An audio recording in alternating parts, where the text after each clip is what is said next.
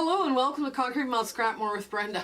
I'm Brenda and today we're here with the second quilt that we're going to make out of our bubbles block. But first, I want to talk to you about Lynne from Soft Squares Quilting with Lynne. Now her YouTube channel link is going to be in the show notes below, as well as our Facebook group.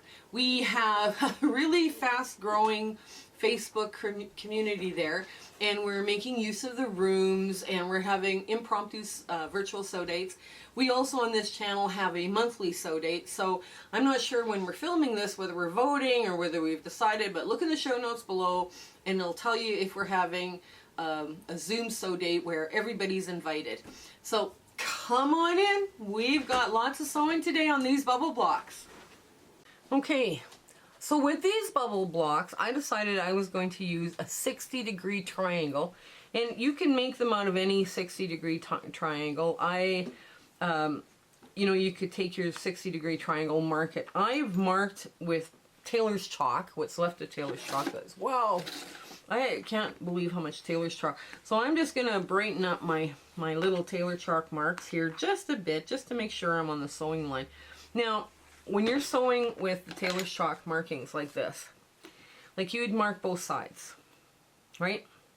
Now what you're going to do is you're going to sew from the inside of that tailor chalk mark to the first you're going to pin it, just so you have like where you're going to be, and you're going to pin it so that you come to the end, to the middle here. Now I've already sewed some of this on, and they work out really well. And basically what we're making here with this piece is we're making a trivet. Now you only need 6 to make a trivet.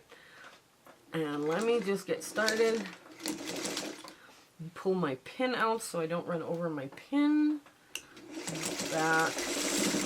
Now you just want to kiss that line, that chalk line from the inside, and you want to make sure that you get right into the point. Now, I've got all sorts of things going on in the background here. So I want to make sure all these petals are out of the way. And I want to make sure I've got it good lined up. Now they are kind of unbiased here. And there we go. Now once you're done, you can snip off the excess thread, and we'll get the last bit of sewing done. And you just keep going around. Now when I did these in what I did was I did them on like rows when I made my quilt, right? But I'm making a trivet right now, and I will show you the quilt, and I'll show you the quilt from last week because I finished sewing it all together.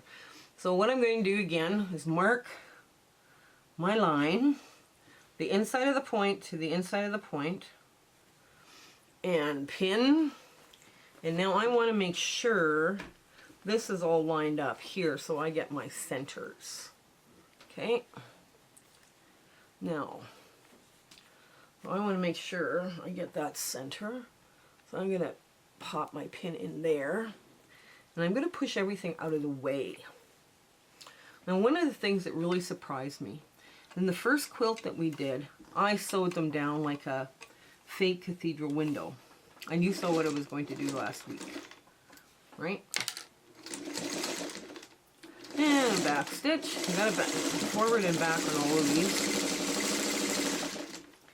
What I was really surprised with this configuration, because basically now I'm working with a triangle. And I'm going to take my pin out because it works perfect. Back stitch. Forward. There we go. And pull it apart. I was really surprised how lush these petals were when they weren't sewn down. So I made a decision to not sew down my petals. I figured, okay, so what I've done here now is I can spin all these petals a certain way, like this, and just lay them out, right? So I have a little spinning thing going on. I can do that, and everything is finished on the edge. So I think I'm going to go the other way, just because I'm going to put stay stitching in place for my edge. Now this is what I did with the other quilt, and the other tea mat that I made, is I just went around.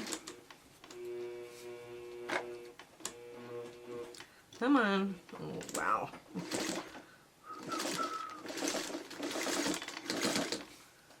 There we go.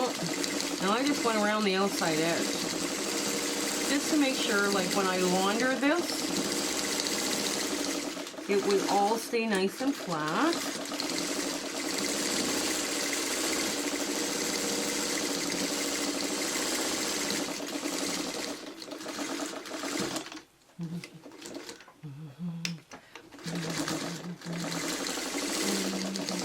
There we go.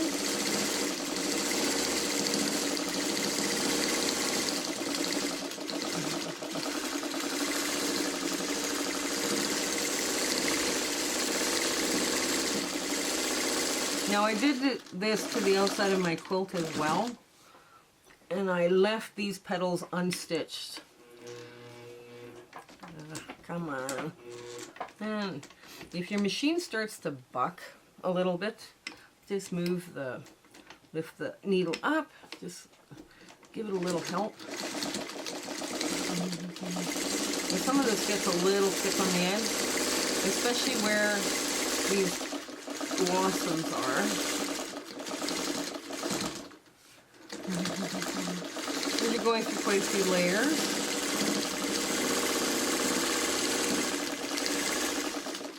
Okay, and I'm back where I started. Backwards and forwards and backwards. There we go. Now, with this, that's a perfect hot thing for the table, because this has got lots and lots of layers. I could probably put something hot on here from the stove, right, and press it down, because there's like 3 or 6 layers of cloth between here and that, and I don't have any Insulbrite or batting in here.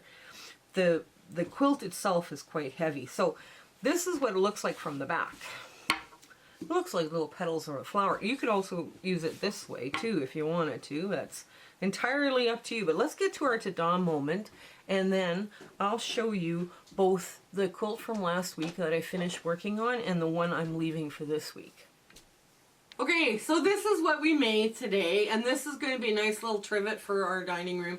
And all of you can actually sew these down if you wanted to, if it was kind of like important that you needed to sew these down, but make them kind of spin all the same direction.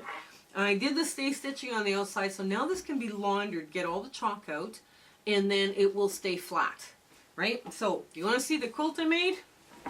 Okay, here, I'll get my camera and hold on to this. And there, this is what we made. And it's a textured quilt, right? So it's just staying all, I thought I'm going to leave this as 3D because it's kind of a cool texture, right, when you're looking at this. And I thought, well, this will be a nice warm quilt. It's a heavy quilt, and I haven't put any batting or lining in it. Now, this is what the back of it looks like. It's all triangles. So you can see it's, just, you can put these together just based on triangles, right?